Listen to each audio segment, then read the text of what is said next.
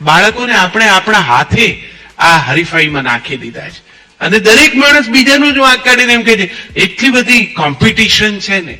Competition કોઈ બે માણસો સંમત થાય ને ત્યારે જ થાય. તમે 3-4 છોકરાને ઉભા રાખો એટલે હરીફાઈ છે. તમે તમારા બાળકને ઉભું જ શું કામ રાખો છો હરીફાઈમાં? બાળકો હરીફાઈનો વિષય જ નથી. બાળકો પ્રસન્નતાનો ઈશ્વરના વરદાન સ્વરૂપે આવેલા છે. આવ્યા નથી હોતા ત્યાં સુધી શું હાલત હોય છે? કેટલા મંદિરોએ જઈને માથા નમાવીએ છે ત્યારે આવે છે. અને આવ્યા પછી એમની સાથે શું કરીએ છીએ આપણે? 2.5 વર્ષના છોકરાને નિશાળમાં મૂકવા માટે રાતથી સ્કૂલોની બહાર લાઈનો લગાડનારા મા બાપો છે. જેમના ડ્રાઈવરો મહારાજો ચોકીદારો જઈને ફોર્મ લઈને લેવા માટે ઉભા રહી જાય અને પછી ફોર્મ ભરીને ગમે તે રીતે પણ બાળકને એડમિશન આપે. પગ મને ધોવા દો રઘુરાય એમ કરીને શિક્ષક આચાર્યની સામે પેલા ટ્રસ્ટીની સામે જાતની ઓળખાણ લઈ લઈને મા બાપો લાચારીથી ઉભા રહે અને બાળકને એડમિશન અપાવડાવે. કેટલા બાળકને? 2.5 વર્ષના બાળકને. એક બાળકને જો તમે 2.5 વર્ષ ઘરમાં રાખતા હો ને તે બાળક પછી તમને કેટલા વર્ષ રાખવા જોઈએ ઘરમાં?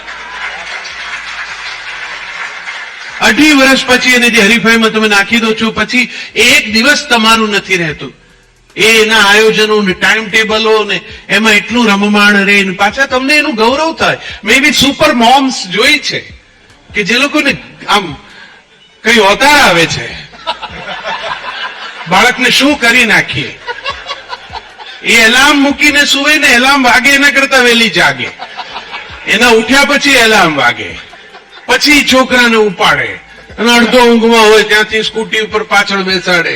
છોકરું જોકા ખાતું હોય એને લઈ જઈને સ્વિમિંગ પુલમાં નાખે. અડધો ભીંજાય ત્યાંથી ઉપાડીને ટેનિસ કોર્ટમાં મૂકે. 2 શોટ માર્યા હોય ત્યાંથી લઈ જઈને પાછો ચિત્રના ક્લાસમાં નાખી આવે. પાછી ઘેર આવે ત્યાં પેલી કૂતરા પકડવાની રિક્ષાઓ ઉભી હોય એમાં પાછા છોકરા ભરાય. એને પાછા નિશાળમાં નાખી આવે. નિશાળ છૂટે ત્યાં પાછી એ રિક્ષા ઉભી હોય ત્યાંથી એને લઈ જઈને નૃત્યમાં મૂકે. એને પાછો ઉપાડીને કરાટેમાં નાખી આવે. પછી ફ્રેન્ચમાં મૂકે. અરે બાળકને ફ્રેન્ચ શીખવાડે. મેં કહું આ કેમ ફ્રેન્ચ? નાના કે ભવિષ્યમાં યુરોપિયન કન્ટ્રીઝમાં એને સહેલું પડે. અને કેમ જાણે બધા અહીંથી માઇગ્રેટ થઈ જવાના હોય. અહીં અમદાવાદમાં ચાલે એટલા મળશે અમારે તો ઘણા છે. દરેક બાળક પાસે આ પ્રકારનું ઉત્તમ કઢાવવા માટેનો આટલો અઠાગ્રહ અને આટલું બધું જો તમારે કરાવવું હોય, એક બાળકને નૃત્ય આવડવું જોઈએ, જુડો કરાટે આવડવા જોઈએ, ક્રિકેટ આવડવું જોઈએ, તો મા બાપ તરીકે તમારે સહેજ વહેલા વિચારવું જોઈએ. આ એક બાળકનું અલગ અલગ કામ છે.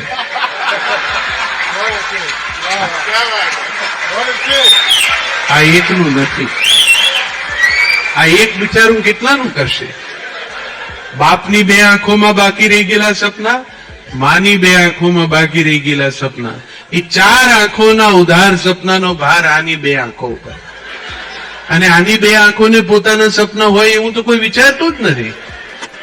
એવી દશા કરે છે છોકરાઓની. મને ઘણી વાર એમ થાય કે આ કોકના છે ને એમને આપ્યા છે કે એમના જ છે. એવું ત્રાસ વર્તાવે, એવી રીતે અહીંથી અહીં ટ્યુશનમાં નાખે, ત્યાં ટ્યુશનમાં મૂકી આવે. આમ બાળકે પોતાની જાતને વિચારવું તમે હરીફાઈનું વાતાવરણ કરો એટલે એ માનવા માંડે કે ખરેખર કોઈ એવી વૈશ્વિક હરીફાઈમાં પોતે જોડાયું છે. એ જાતને ખેંચે. 80%ની કેપેસિટી વાળો છોકરો ખેંચાઈને 87% લાવે અને મા બાપ 2 જણા જાણે જ્યારે કે 87% આવ્યા છે એટલે એવા નિરાશ થઈ જાય. ગેલેરીમાં ના દેખાય ફ્લેટની. એમને ચિંતા હોય કોક પૂછશે તો, અને પૂછનારા પાછા રાહ જોઈને બેઠા હોય. ફ્લેટમાં જે ઉપર રહેતી હોય ને એ રોજ ડોકાઈને નીચે જુએ ક્યારે આની મમ્મી દેખાય છે ગેલેરીમાં. અને 2-4 દિવસે તો એને આવવું જ પડે. એ દેખાય એટલે પેલી ઉપરથી ઝૂકીને પૂછે કેટલા આવ્યા? ના બિચારી નિરાશાથી કહે કે 87%. એમ 87? તો કઈ નહીં થાય. અરે બેન, તું ઉપલા માળે રહે છે, ઉપર વાળી નથી. આનું ભવિષ્ય તું બાકી લઈશ. અને આ 2 મા બાપ 80 માંથી 87 સુધી જાતને ખેંચીને જે બાળક લાવ્યું છે એ બાળકને માટે ચહેરા પર પ્રસન્નતાનો એક પણ ભાવ ન દેખાડે એવા આ 2 મા બાપ કેટલીક વાર એવા હોય છે કે જે બેના ભેગા 87 નથી આવ્યા હોતા. આ દશા છે. આપણા સંતાનો સાથેનો આપણો સંબંધ કેવો છે, પછી એમણે આપણી સાથે કેવો રાખવો જોઈએ. સેજ જાગૃત થાવ. ક્યાંય હરીફાઈ છે જ નહીં. જગતની 5 મહાસત્તાઓમાંથી ત્રણનું શિક્ષણ ને તમામ વ્યવહાર એમની પોતાની ભાષામાં થાય છે. તમે તો અહીંયા એક ત્રીજી ઉધારની ભાષા લીધી છે. મધર ટંગ ને બદલે અધર ટંગનું ગાંઠ પણ છે. અને એમાં બાળકને ભણાવવાનો.